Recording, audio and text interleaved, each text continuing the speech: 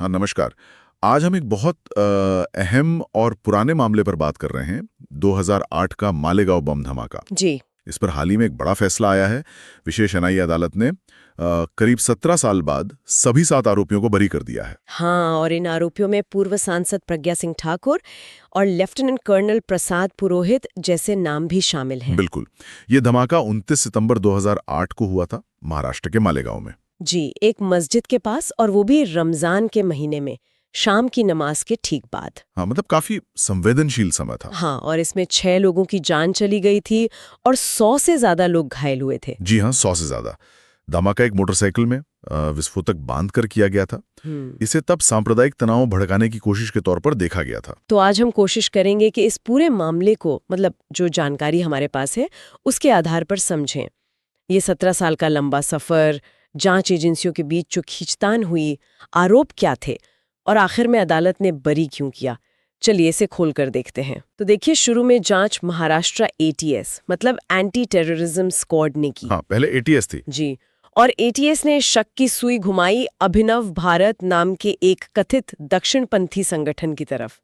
कुल 14 लोग गिरफ्तार हुए थे, पर मुकदमा 7 पर चला। और एटीएस के मुख्य दावे क्या थे? मतलब किस बिना पर इन्होंने इन लोगों को पकड़ा था? एटीएस का कहना था कि एक तो धमाके में जो एलएमएल फ्रीडम मोटरसाइकिल इस्तेमाल हुई, वो प्रज्ञा ठाकुर के नाम पर रजिस्टर्ड थी। अच्छा। दूसरा, ये लोग साजिश रचने वाली बैठकों में शामिल थे। तीसरा, कर्नल पुरोहित ने कथित तौर पर फंड और हथियार जुटाने के लिए अभिनव भारत संगठन बनाया था। और कुछ आरोपियों के पास से आरडीएक्स के निशान मिलने का भी दावा किया था एटीएस ने। लेकिन फिर कहानी में एक बड़ा ट्विस्ट आया है ना? बिल्कुल। 2011 में मामला एनआईए को सौंप दिया गया, नेशनल इन्वेस्टिगेशन एजेंसी। बिल्कुल, और यहाँ से चीजें काफी पलट गईं। एनआईए ने एटीएस के जांच के कई नतीजों को मतलब सीधे सीधे नकार दिया। अच्छा। जैसे कि एनआईए ने 2016 में अपनी चार्जशीट फाइल की और उसमें कहा कि वो बाइक जिसके बारे में एटीएस कह रही थी, वो काफी समय से प्रज्ञा ठाकुर के पास थी ही नहीं। अरे, और इससे भी ज्यादा मतलब चौंकाने वाली बात ये थी कि एनआईए ने शक जाहिर किया कि कहीं एटीएस ने ही कर्नल पुरोहित को फंसाने के लिए आरडीएक्स प्लांट तो नहीं कर दिया था। क्या बात कर रही हैं? मतलब एक जांच एजेंसी दूसरी पर सबूत प्लांट करने का शक जता रही थी? जी हाँ, एनआईए ने तो प्रज्ञा ठाकुर समेत कई लोगों के खिलाफ सबूतों की कमी बताकर आरोप हटाने की सिफारिश भी कर दी थी। और इसी दौरान एक और बात हुई थी। स्पेशल प्रोसिक्यूटर थी रोहिणी सालियन।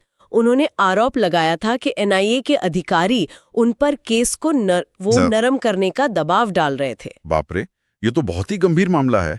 2 बड़ी जांच एजेंसियों के बीच इतना बड़ा टकराव। हाँ, लेकिन फिर कोर्ट ने क्या किया?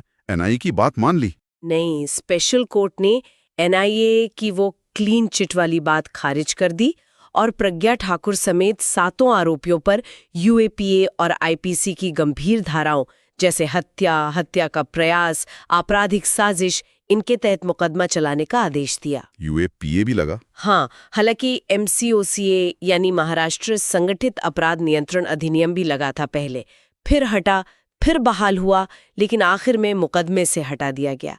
तो काफी उतार चढ़ाव रहे कानूनों को लेकर भी। तो ये 7 आरोपी जिन पर मुकदमा चला और जो अब बरी हुए हैं, संक्षिप्त में उन पर क्या आरोप थे, उनका बचाव क्या था? मोटे तौर पर देखें तो प्रज्ञा सिंह ठाकुर, जो बाद में सांसद भी बनी, उन पर आरोप था कि बाइक उनकी थी और वो भोपाल में साजिश की बैठक में शामिल थीं। उनका बचाव था कि बाइक उनके पास नहीं थी, उन्हें अवैध हिरासत में रखा गया और राजनीतिक वजहों से फंसाया गया। वो करीब 8 साल जेल में भी रहीं। हाँ, फिर 2017 में जमानत मिली थी उन्हें। और कर्नल पुरोहित, वो तो सेना में थे। जी, लेफ्टिनेंट कर्नल प्रसाद पुरोहित, उन पर भी साजिश की बैठकों में शामिल होने और अभिनव भारत बनाने का आरोप था। उनका बचाव था कि वो उन बैठकों में सेना के खुफिया अधिकारी के तौर पर अपनी ड्यूटी के तहत शामिल हुए थे और आरडीएक्स हासिल करना उनके लिए नामुमकिन था।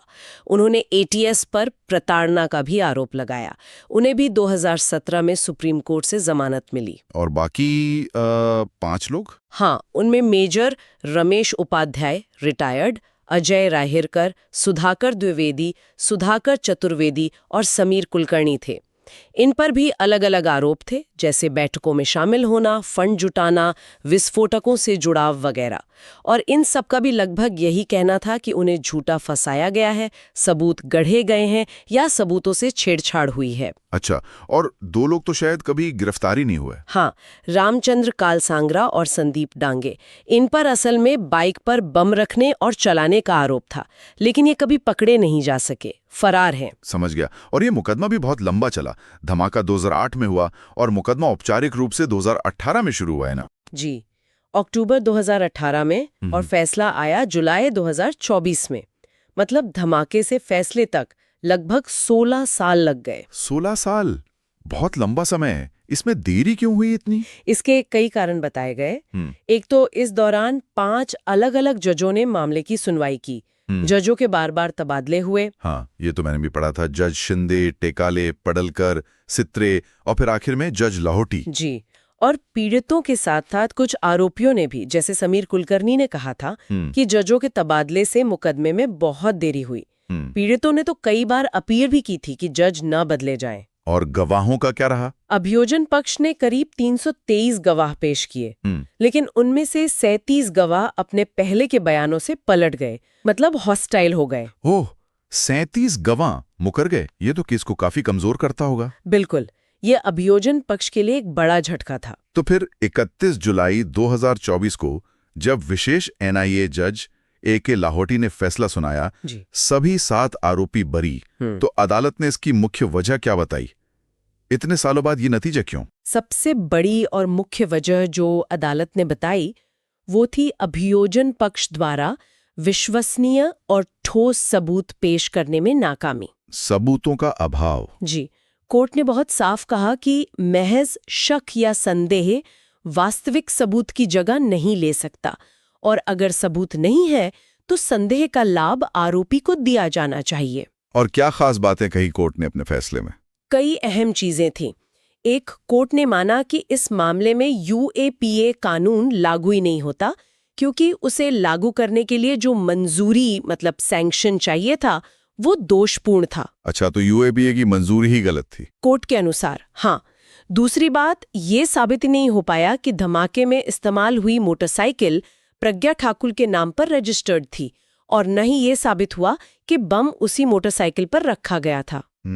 फिर कर्नल पुरोहित के घर पर विस्फोटक जमा करने या बनाने का भी कोई सबूत नहीं मिला। जो सैंपल जब्त किए गए थे, कोर्ट ने पाया कि वो दूषित थे, कंटैमिनेट हो गए थे, इसलिए फॉरेंसिक रिपोर्ट को निर्णायक नहीं माना जा सकता। अरे, मतलब फॉरेंसिक सबूत भी भरोसे लायक नहीं थे? जी, और भी कमियां गिनाई कोर्ट ने, जैसे जांच अधिकारी ने घटनास्थल का कोई स्केच तक नहीं बनाया था, ना वहां से फिंगरप्रिंट उठाए, ना ही मोबाइल का डंप डेटा लिया गया। ये तो बेसिक जांच प्रक्रिया का हिस्सा होना चाहिए था। बिल्कुल, यहां तक कि घायलों की संख्या को लेकर भी गड़बड़ी पाई गई।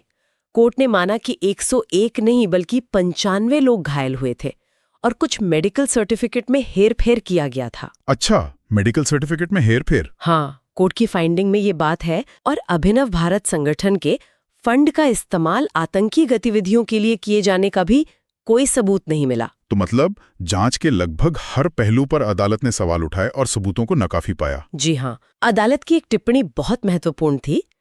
आतंकवाद का कोई धर्म नहीं होता, लेकिन अदालत सिर्फ धारणा या नैतिक आधार पर किसी को दोषी नहीं ठहरा सकती।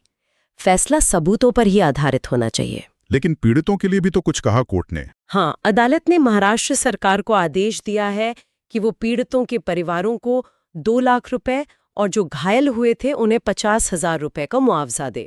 तो कुल मिलाकर 16 साल का लंबा सफर, जांच में इतने उतार चढ़ाव, 2 एजेंसियों के बीच मतभेद, गवाहों का मुकरना और अंत में नतीजा, सबूतों के अभाव में सभी आरोपी बरी। हाँ, यही है।